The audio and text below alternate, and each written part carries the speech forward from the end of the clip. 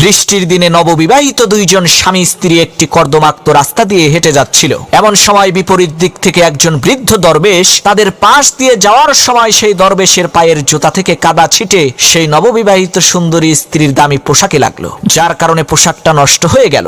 স্ত্রীর পোশাকের এই অবস্থা দেখে স্বামী বেচারা সহ্য না করতে পেরে প্রচন্ড জোরে একটা থাপ্পড় মেরে সেই বৃদ্ধ দরবেশকে কাদার মধ্যে ফেলে দিল। এমন সময় সাথে সাথে নববিবাহিত সেই স্বামীর মাথার উপরে বিকট শব্দে আকাশ থেকে ঠাটা পড়লো। এতে করে তৎক্ষণাৎ সেই নববিবাহিত স্বামী বেচারা মারা গেল। তখন সেই স্ত্রী কেঁদে কেঁদে দরবেশকে বলতে লাগলো, হুজুর, আপনার বদদোয়ার কারণেই আমার স্বামী মারা গেল। আপনি আমার স্বামীকে বদদোয়া দিলেন কেন? তখন সেই দরবেশ বলল, মাগো, আমি তোমার স্বামীকে বদদোয়া দেইনি। তুমি আগে বলো, আমার পা থেকে কাদা ছিটকে তোমার স্বামীর গায়ে লেগেছিল নাকি? তখন সেই স্ত্রী বলল, না, আমার স্বামীর গায়ে কাদা লাগেনি, বরং আমার গায়ে লেগেছিল। তখন দরবেশ বলল, তাহলে তোমার স্বামী আমাকে থাপ্পড় দিল কেন?